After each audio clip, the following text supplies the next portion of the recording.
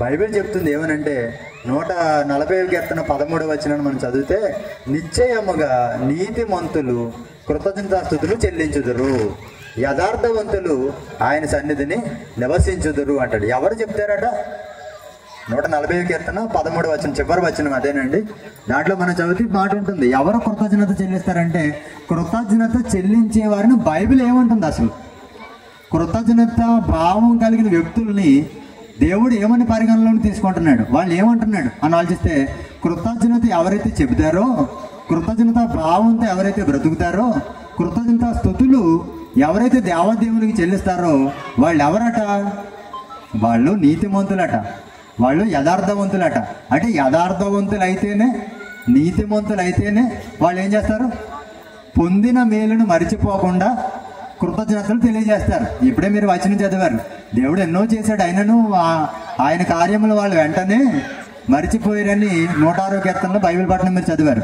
ఎంతోమంది మర్చిపోతారు, మరిచిపోయే వాళ్ళు ఉన్నారు. మరిచిపోవటం మనిషి నైజం, మరిచిపోతారు. ఎవరైతే మరిచిపోకుండా అవి జ్ఞాపకాల్లో ఉంచుకొని హృదయపూర్వకంగా ఎవరైతే దేవుడికి కృతజ్ఞతలు తెలియజేస్తారో వాళ్ళు నీతిమంతులు, యథార్థవంతులు అంటాడు. ఇంకొక ఆయన అంటాడు ఏమనంటే, కృతజ్ఞత అనేది సంస్కారవంతుల లక్షణం అంటాడు. కృతజ్ఞత ఎవరు చెప్తారట? సంస్కారవంతులు చెప్తారట. అంటే పొందిన మేలు మర్చిపోకుండా కృతజ్ఞత తెలియజేసిన వాళ్ళు ఎవరంటే సంస్కారం కలిగిన వాళ్ళు, మర్చిపోయిన వాళ్ళు అని. కృతజ్ఞత సంస్కారవంతుల లక్షణం అన్నారు ఒక పెద్ద ఆయన. అంటే మనం ఆలోచిస్తేనండి, కృతజ్ఞత అనేది చాలా అవసరం. కృతజ్ఞత ఎవరు చెల్లిస్తారంటే నీతిమంతులు, యథార్థవంతులు, సంస్కారవంతులు చెల్లిస్తారు అని మనం అనుకున్నాం. ఎప్పుడు చెల్లిస్తారు అని అంటే దేవుడు చేసిన మేలును జ్ఞాపకం చేసుకుంటూ ఆయన ఏదైనా మేలు చేస్తే దానికి స్పందనగా అప్పుడు కృతజ్ఞత తెలియజేస్తారు అని మనం అనుకున్నాం.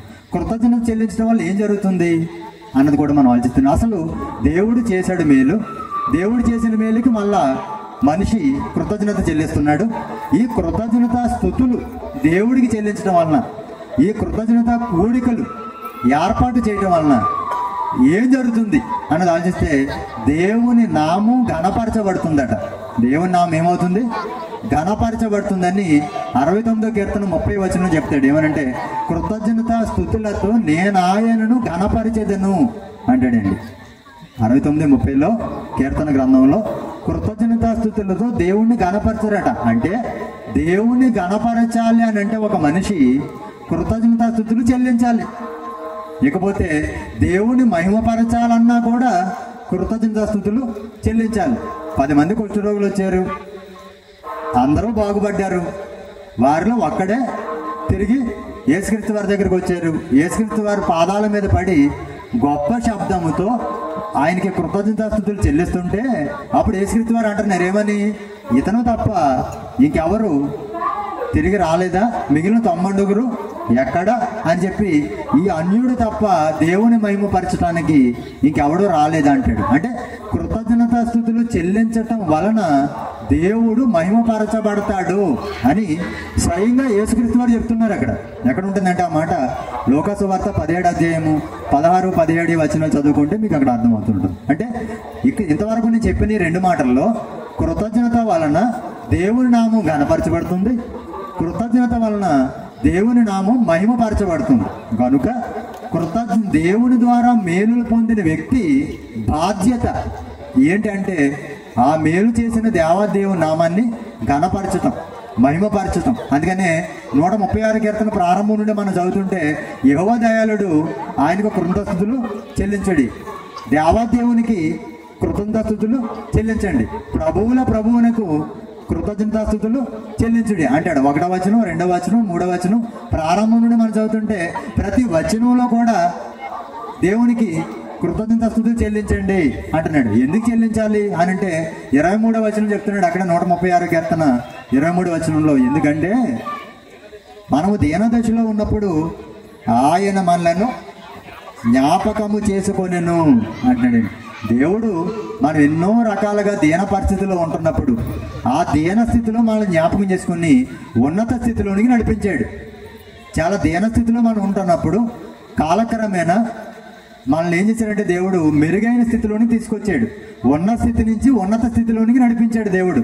దాన్ని జ్ఞాపకం చేసుకుంటూ ఆయన కృప వల్లే కదా ఈ దీనస్థితి నుంచి ఈ మెరుగైన స్థితికి వచ్చాం, ఉన్న స్థితి నుంచి ఉన్నత స్థితిలోనికి వచ్చాం అని, దేవుని కృప వల్ల ఇది అంతా జరిగిందని, దేవుడే ఇది చేశాడని ఆ దేవాదేవునికి, ఆ దీనదశలో ఉండి ఆ ఉన్నతమైన స్థితిలో తీసుకువెళ్ళిన దేవాదేవునికి కృతజ్ఞతాస్తుతులు మనిషి చెప్పాలటండి, ఖచ్చితంగా చెల్లించాలట. అలా చెల్లించడం వలన దేవాదేవుడు ఘనపరచబడతాడు అని చెప్తున్నాడు. ఇందుకే ఇప్పుడు కేసీఆర్ మాస్టర్ గారి కుటుంబం దగ్గరికి వచ్చినట్లయితే, కేసీఆర్ మాస్టర్ గారి యొక్క జీవితంలో చేసిన మహోపకారాలు ఏంటంటే, పెళ్ళి ఆ రోజే, ఉద్యోగము ఆ రోజే, రెండు కూడా ఒకేసారి మరి దేవుడు గొప్ప మేలు ఆయన జీవితంలో చేయటం జరిగింది. రెండు ఒకేసారి, ఇక్కడ ఈ అపాయింట్మెంట్, అక్కడ ఏమండి ఉద్యోగం అపాయింట్మెంట్, రెండు ఉద్యోగాలు ఒకేసారి. అదేంటి, రెండు ఉద్యోగాలు ఒకేసారి దేవుడు ఆయనకి ఇవ్వటం అనేది, రెండు బాధ్యతలు ఆయనకి ఇవ్వటం అనేది నిజంగా కేసీఆర్ మాస్టర్ గారి జీవితంలో గొప్ప మేలు చేశాడు. ఇంకొక మాట ఆయన చెప్పారు, ఏమనంటే ప్రారంభం నుండి ముగింపు వరకు ఆయన చెప్పిన మాట మనం గమనిస్తే, ఆయన చెప్పిన గొప్పగా చెప్పిన విషయం ఏంటంటే, మా తల్లిదండ్రులు యేసుక్రీస్తుని మాకు పరిచయం చేశారు, ఆ రక్షణ మార్గం నడిపించారు. ఇది గొప్ప విషయం అని చెప్పారు. నిజంగానే ఒక మనిషి జీవితంలో చాలా గొప్ప విషయం, రక్షణలోనికి నడిపించడం, రక్షకుడిని పరిచయం చేయటం. మనందరికీ తెలుసు, ఆపరేషన్ చేసేటప్పుడు మత్తు మందు ఇస్తారు. ఆపరేషన్ చేసేటప్పుడు మత్తు మందు ఇస్తారు. ఆ మత్తు మందుని సర్ జేమ్స్ సింప్సన్ అనే ఒక శాస్త్రవేత్త కనిపెట్టాడు. సింప్సన్ అనే శాస్త్రవేత్త. ఆయనకి ఈ మత్తు మందు కనిపెట్టినందుకు ఊరూరు తిప్పుతూ, పట్టణాలు తిప్పుతూ ఎన్నో ఘన సన్మానాలు చేస్తున్నారు. ఎన్నో పెద్ద పెద్ద వేదికల పైన ఎన్నో సన్మానాలు చేస్తున్నారు ఆయనకి. మీరే లేకపోతే, ఈ మత్తు మందే కనిపెట్టకపోతే ఆ ఆపరేషన్ చేసేటప్పుడు ఎంతోమంది చనిపోతున్నారు. ఎందుకంటే ఆపరేషన్ ఎలా చేసేవారంటే, కాళ్ళకు నలుగురు, చేతిలోకి నలుగురు పట్టుకొని బలవంతంగా అలా పట్టుకుంటే చీరేసేవారు అనమాట, ఆపరేషన్ చేసేవారు. అది మొత్తం అనేది లేదక, మరి దానికి తట్టుకోలేక ఎంతోమంది చచ్చిపోయేవారు. ఆ పరిస్థితి నుంచి ఈ సింప్సన్ అనే శాస్త్రవేత్త మత్తు మందు కనిపెట్టాడు. మరి నిజంగా చాలా గొప్ప విషయం కదండి. ఆ గొప్ప విషయం ఆయన చేయటం వలన, దానివల్ల వైద్య శాస్త్రంలో ఎంత పురోగతి సాధించడం వలన, ఎందరికో చాలా చక్కగా తెలియకుండానే ఆపరేషన్ జరగటం వలన ఎందరో చక్కగా ఆరోగ్యాన్ని కోలుకున్నారు. మరి ఇంత గొప్ప మేలు మానవాళికి చేశాడు ఈయన అని చెప్పి గొప్ప గొప్ప వేదికల మీద ఆయనకి ఘన సన్మానాలు చేశారు. చేస్తూ ఆయన ఒక ప్రశ్న అడిగారండి, ఏంటంటే, అయ్యారు శాస్త్రవేత్త గారు, మీ జీవితంలో మీరు కనుగొన్న గొప్ప విషయం ఏంటండి అన్నారు. ఆల్రెడీ కనుగొన్నాడు, ఏంటి? మత్తు మందు. మీరు కనుగొన్నది మీకు గొప్పగా అనిపించింది, మీ జీవితంలో గొప్ప అనిపించే గొప్ప విషయం ఏంటి చెప్పండి అన్నారు. అంటే ఆయన ఏం చెప్పాడంటే, శాస్త్ర విజ్ఞాన వేదికల పైన ఆయన చెప్పిన మాట ఏంటంటే, యేసుక్రీస్తుని నా రక్షకుడిగా కలిగి ఉండటమే నా జీవితంలో నేను కలిగి ఉన్న గొప్ప సంగతి, గొప్ప విషయం. నేను యేసుక్రీస్తుని తెలుసుకున్నాను, యేసుక్రీస్తుని రక్షకుడిని నేను కలిగి ఉండటమే అది గొప్ప విషయం. ఆయన బట్టే నేను తెలుసుకున్నాను, ఆయన బట్టే, ఆ బైబిల్ని బట్టే ఈ మొత్తం ముందు కనిపెట్టానని శాస్త్ర విజ్ఞాన వేదికల పైన, పెద్ద పెద్ద వేదికల మీద గొంతెత్తి రక్షకుడైన యేసుక్రీస్తుని గణపరిచిన గొప్ప ధైర్యశాలి, గొప్ప జ్ఞానం కలిగిన వ్యక్తి ఈ మొత్తం ముందు కనిపెట్టిన శాస్త్రవేత్త సర్ జేమ్స్ సింప్సన్ అని ఆయన. ఈ మాటను గుర్తొచ్చింది నా కేసీఆర్ మాస్టర్ గారు ఈ వేదిక మీద ప్రారంభం నుండి ముగింపు వరకు రక్షణ గురించి చెప్తుంటే, రక్షకుడైన యేసుక్రీస్తుని మా తల్లిదండ్రులు పరిచయం చేయడం గొప్పదని చెప్తుంటే నాకు ఈ మాట గుర్తొచ్చింది. నిజంగానే గొప్ప సంగతి అండి. ఇప్పుడు ఇది చెప్పిన తర్వాత మీకు కూడా అనిపించి ఉండొచ్చు, ఎంత గొప్పదా, అంత గొప్పలు కూడా యేసుక్రీస్తు వారి గురించి, ఆ రక్షణ గురించి ఇంతలా చెప్పారా అని చెప్పేసి. ఇకపోతే ఆయన జీవితంలో దేవుడు మరి చక్కని కుటుంబాన్ని వివాహం ద్వారా జతపరిచి చక్కని కుటుంబాన్ని ఏర్పాటు చేసి 2 బిడ్డల్ని బహుమానంగా ఇచ్చి చక్కగా ఆయన కుటుంబాన్ని ఒక మంచి స్థితిలోనికి తీసుకురావడం జరిగింది. వివాహము, ఉద్యోగము, పిల్లలు, వీటన్నిటి ద్వారా ఒక చక్కని కుటుంబాన్ని దేవుని ఆశీర్వాదం వల్ల ఆయన అనుగ్రహించడం జరిగింది. ఏమండి, అది ఒక కుటుంబం, ఆ కుటుంబం ఎదుగుదల, ఆ కుటుంబంలో పిల్లలు, వీటన్నిటితో కుటుంబం సుభిక్షంగా క్షేమంగా ఉందంటే అది కేవలం దేవుని ఆశీర్వాదం అని మనిషి తెలుసుకోవాలి అని మోషే గారు ఇశ్రాయేలీయులకు చెప్తూ ద్వితీయోపదేశకాండము 12:7 చెప్తున్నారు. ఏమనంటే, మీ దేవుడైన యెహోవా మిమ్మును ప్రేమించి మిమ్మును ఆశీర్వదించి మీకు కలుగ చేసిన కుటుంబము అని చెప్పేది. ద్వితీయోపదేశకాండం 12:7 ఈ మాట ఉంటుందండి. మీ దేవుడైన యెహోవా మిమ్మును ఆశీర్వదించి మీకు కలుగ చేసిన కుటుంబం అంటే ఒక కుటుంబం ఏర్పడిందంటే, ఒక కుటుంబము పిల్లలు ఏమంటే ఇవన్నీ కూడా కలిగారు అని అంటే, ఒక స్థితి, ఒక గుర్తింపు ఒక కుటుంబానికి వచ్చిందంటే అది ఎవరి వలన జరుగుతుందట? దేవుని ఆశీర్వాదము వలన ఇది జరుగుతుంది అంటున్నాడు. దేవుడే ఆశీర్వదిస్తున్నాడు. దేవుడే దానికి తగిన సమయం వచ్చినప్పుడు దేవుడే వివాహం చేయడానికి ఏం రావాలి? సమయం రావాలి. అవును కదా, ప్రతిదానికి సమయం కలదు అంటాడండి. వివాహము ద్వారా దేవుడు మరి వీళ్ళని జతపరిచి ఒక చక్కని కుటుంబాన్ని ఏర్పాటు చేసి, ఉద్యోగాన్ని ఇచ్చి, పిల్లల్నిచ్చి ఎంతో గొప్పగా కుటుంబాన్ని ఆశీర్వదించాడు. ఇదంతా కూడా దేవుడు చేసింది అని చెప్తున్నాడు. ఇది దైవాశీర్వాదము అని తెలుసుకోవాలట. అందుని బట్టి కూడా ఏం చేయాలి? ఈ కుటుంబాన్ని ఇలా ఏర్పాటు చేసినందుకు, ఒక మంచి కుటుంబాన్ని దేవుడు మనకిచ్చినందుకు మనందరం ఏం చేయాలండి? దేవునికి కృతజ్ఞతాస్తుతులు చెల్లించాలి అని చెప్తున్నాడు. ఎన్నో అనుకుంటాం మనం అనుకున్న దానికంటే ఏవో కావాలని కోరుకుంటూ ఉంటాం. మనం అనుకున్న దానికంటే మీరు గమనించండి, అంతకంటే ఎక్కువగానే దేవుడు మన జీవితంలో మేలు చేస్తున్నాడు. తెలుసు కదా మీకు, పౌలు గారు అంటారు ఏమని, ఎఫెసీ పత్రిక 3:20 ఏమంటారంటే, మనం ఊహించే వాటన్నిటికంటేను, మనం అడుగు వాటన్నిటికంటేను అత్యధికముగా చేయగల శక్తి గల దేవుడు అంటాడండి. మనం ఊహించిన దానికంటే అత్యధికంగా దేవుడు చేస్తుంటాడు. ఇక్కడ కూర్చున్న మనం అందరం ఊహించలేదు ఇది మనం ఈ రోజు ఈ మెరుగైన స్థితిలో ఉన్నామని. ఒకప్పుడు కట్టే బట్టలు వేరు, ఇప్పుడు కట్టే బట్టలు వేరు. ఒకప్పుడు తినే తిండి వేరు, ఇప్పుడు తినే తిండి వేరు. ఒకప్పుడు ఉన్న ఇల్లు వేరు, ఇప్పుడున్న ఇల్లు వేరు. ఒకప్పుడు ఉన్న వాహనాలు వేరు, ఇప్పుడున్న వాహనాలు వేరు. అన్ని విషయాల్లో కూడా చాలా మార్పు అనేది వచ్చింది. అవునే కదా? ఈ ఇంత ఎదుగుదల, ఈ మార్పు, ఇవన్నీ కూడా దేవుడు చేశాడంటే మనం అనుకున్న దానికంటే గొప్పగానే మన జీవితాన్ని నడిపించుకుంటూ వస్తున్నాడండి. ఊహించిన దానికంటే ఎక్కువగా ఎన్నో మేళ్ళు మన జీవితంలో చేస్తున్నాడు. అందుని బట్టి ఆ మేలును పొందుకున్న మనం దేవాదేవునికి ఏం చేయాలట? కృతజ్ఞతాస్తుతులు చెల్లించాలట. ఖచ్చితంగా దేవుడు అది చేస్తాడు. కాకపోతే మనం వెయిట్ చేయాలి. చాలా మంది అనుకుంటారు మాకు తొందరగా జరిగిపోవాలి, ఏదైనా సరే తొందరగా జరిగిపోవాలని అడగడం తొందర ఎక్కువ ఈరోజు చాలా మందికి. ఏమంటే ప్రతిదానికి కూడా టైం ఉంటుందండి. ఒక ఉద్యోగానికైనా, వివాహానికైనా, ఏమంటే ఇంకేదైనా మనం పొందుకోవాలంటే ప్రతిదానికి కూడా ఒక టైం అనేది ఉంటుంది. ఆ టైంలోనే దేవుడు వాటన్నిటిని సమకూర్చి మనకి ఇస్తాడు. అందుకనే పేతురు గారు ఏమంటారంటే, దేవుడు తగిన సమయమందు మిమ్మును హెచ్చించినట్లు ఆయన బలిష్టమైన చేతి క్రింద దీన మనస్కులే ఉండండి అంటాడు. తగిన సమయం ఉందట మనం హెచ్చించబడటానికి, మనం ఒక మెరుగైన స్థితిలోనే రావడానికి, ఈ సమాజంలో ఒక ఉన్నతమైన స్థితిలోనికి మనం రావడానికి దేవుడు ఒక టైం ఫిక్స్ చేశాడు. ఆ టైం వచ్చినప్పుడు ఖచ్చితంగా దేవుడు మనల్ని ప్రతి ఒక్కరిని ఒక ఉన్నతమైన స్థితిలోనికే తీసుకువెళ్తాడు. కాబట్టి ఆ టైం వరకు ఏం చేయాలి? ఆయన చేతి క్రింద ఎలా ఉండాలి? దీన మనసు కలిగి ఉండాలి. ఆ దేవుని ప్రేమించేవారుగా ఉండాలి. ఆ దేవునికి జీవితంలో మొదటి స్థానాన్ని ఇచ్చేవారుగా ఉండాలి.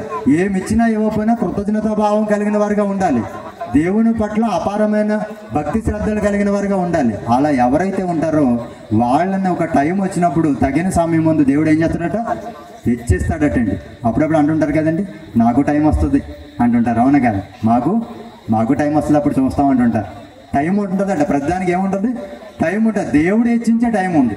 అలా మరి కేసీఆర్ మాస్టర్ గారికి వివాహం చేసిన టైము, ఉద్యోగం ఇచ్చిన టైము, పిల్లల్ని ఇచ్చిన టైము, ఇలా ఎన్నో ఇచ్చాడు ఆయనకి. ప్రతిదానికి తగిన సమయంలో ఎన్నో ఇచ్చుకుంటూ ఆయన్ని ఉన్నతమైన స్థితిలోనికి, ఆయన కుటుంబాన్ని నడిపించుకుంటూ వచ్చాడు.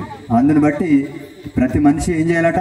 ఇలా ఎవరెవరైతే ఆయన ద్వారా మేలు పొందుకున్నారో వాళ్ళందరూ కూడా దేవునికి కృతజ్ఞతాస్తుతులు చెల్లించాలి. ఇకపోతే మా కరస్పాండెంట్ గారు కూడా మాట్లాడుతూ చెప్పారు, కేసీఆర్ మాస్టర్ గారికి దేవుడు అంటే చాలా భక్తి, ఆసక్తి అని చెప్పేసి. నిజమండి, దేవుడు అంటే ఆయనకి చాలా నమ్మకం, చాలా భక్తి, చాలా ఆసక్తి. మరి దేవుళ్ళో ఆయన ఈ సత్యాన్ని తెలుసుకోవడమే కాదు, ఈ సత్యంలో చాలా ముందుకు వెళ్ళిపోయారు. ఈ బైబిల్ జ్ఞానంలో మాస్టర్ డిగ్రీ తీసుకున్నాడు ఆయన. లోకపరంగా ఎన్ని డిగ్రీలు ఉన్నాయో అవి పక్కన పెడితే దేవుని జ్ఞానంలో ఆయన మాస్టర్ ఆఫ్ బైబిల్ థియాలజీ అని ఒక డిగ్రీ చేయడం జరిగింది. 8 సంవత్సరాలు బైబిల్ వేదాంత విద్య అభ్యసించాడు ఆయన. 8 సంవత్సరాలు బైబిల్ చదివి ఒక ఉన్నతమైన స్థితిలో ఉండటం నిజంగా మాకు చాలా గర్వకారణంగా ఉంది. అలా చేసి ఈరోజు మా కాలేజీలో, మా బైబిల్ కాలేజీలో ఒక అధ్యాపకుడుగా, ఒక లెక్చరర్గా ఎంతోమందికి పాఠాలు బోధిస్తున్నారు. లోక పాఠాలే కాదు, ఇక్కడ దైవ సంబంధమైన పాఠాలు కూడా బోధించే మంచి స్థితిలో ఉన్నారు. ఏమండి, ఇప్పుడు నేనేం చెప్పాను? ఈ దేవుడి గురించి చెప్తున్నానండి. ఇక కుటుంబం గురించి, లోకపరంగా పెళ్ళి, పిల్లలు, ఇది ఉద్యోగం అన్నీ అయిపోయాయి. ఇప్పుడు ఏం చెప్తున్నానంటే దేవుళ్ళు ఎదుగుదల గురించి చెప్తున్నాను. ఆయన గురించి ఎందుకు చెప్తున్నానో చివరిలో మాట చెప్తాను. ఎందుకు చెప్తున్నానంటే 8 సంవత్సరాలు బైబిల్ విద్య అభ్యసించి మాస్టర్ డిగ్రీ తీసుకున్నారు. తర్వాత ఒక లెక్చరర్గా, బైబిల్ లెక్చరర్గా ఈరోజు ఎంతో మందికి ఎన్నో ప్రాంతాల్లో వాక్యాన్ని బోధిస్తున్నారు. అంత మాత్రం కాకుండా ఇంకో గొప్ప విషయం ఏంటంటే మా బైబిల్ కాలేజీ తరపున మొట్టమొదటిగా ఒక అద్భుతమైన పాట కూడా రాశారు ఆయన. ఏమంటే ఒక మంచి పాట రాశారు ఆయన. అంటే ఆయన ఎదుగుదల లోకపరంగా కంటే కూడా దేవుళ్ళు ఇంకా బాగుంది. దేవుళ్ళు అంచెలంచెలుగా ఆయన ఎదుగుతూ వచ్చాడు. ఒకప్పుడు ఆయన పెద్ద క్వశ్చన్ బ్యాంక్ బైబిల్ కాలేజీకి. ఎన్నో ప్రశ్నలు బైబిల్ గురించి, ఎన్నో అనుమానాలు, వాటన్నిటినీ నివృత్తి చేసుకొని ఒక సత్య మార్గంలోకి వచ్చి ఈరోజు చాలా ఉన్నతమైన స్థితిలోనికి ఆయన రావటాన్ని బట్టి ఆయన లోకపరంగా లేకపోతే యేసుక్రీస్తుని పరిచయం అయిన దాన్ని బట్టి కృతజ్ఞతలు చెల్లించారు. ఆయన చెల్లించారు. ఇప్పుడు మేము చెల్లిస్తున్నాం దేవుడికి. మీరు ఎలా చెల్లిస్తారండి? మీరు చెల్లించడం ఏంటి అంటారా మీరు? అయితే మీ అందరికి ఒక రెఫరెన్స్ చూపిస్తాను. ఆయన ఎదుగుదలను బట్టి ఆయనలా ఎదిగిన మా కాలేజీలో ఎవరైతే ఆయనలా ఎదిగారో వాళ్ళందరిని బట్టి కూడా మేము దేవుడికి కృతజ్ఞతలు చెల్లిస్తాం.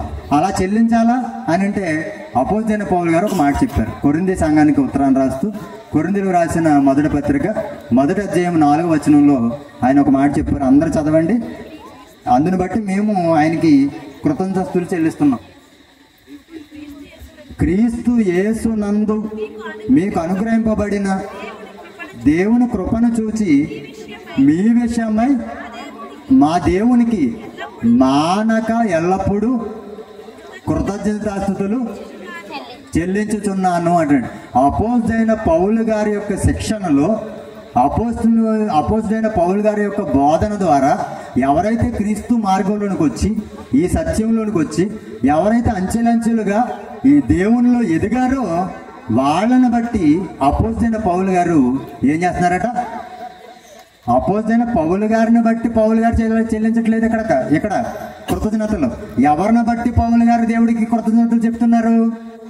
పౌలు గారి ద్వారా వాక్యం నేర్చుకొని, ఏమండి, పౌలు గారి యొక్క శిక్షణలో ఆయన బాటలో నడిచి ఎవరైతే దేవునిలో ఎదిగారో వాళ్ళని చూసి పౌలు గారు దేవుడికి కృతజ్ఞతాస్తుతులు చెప్తున్నారట. ఏమయ్యారు వాళ్ళు? కింద వచ్చి చదవండి. ఏమయ్యారు వాళ్ళు దేవుళ్ళో?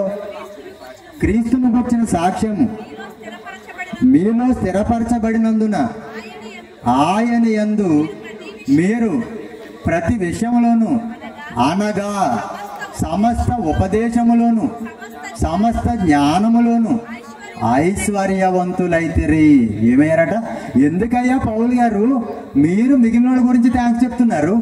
ఎందుకయ్యా పౌలు గారు మీరు మిగిలిన సంఘంలో ఉన్న వాళ్ళ గురించి మీరు దేవుడికి కృతజ్ఞతలు చెల్లిస్తున్నారు అని అంటే, ఎందుకంటే వాళ్ళు ఏమయ్యారు?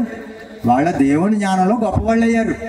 దేవుని యొక్క ఉపదేశంలో గొప్పవాళ్ళు అయ్యారు. ఈరోజు కేసీఆర్ మాస్టర్ గారు ఉపదేశంలో గొప్పవాళ్ళు అయ్యారు. ఒక ఉపదేశకుడిగా ఉన్నారు బైబిల్ కాలేజీలో. దేవుని జ్ఞానాన్ని బోధించే ఒక ఉపదేశకుడు అయ్యాడు ఆయన.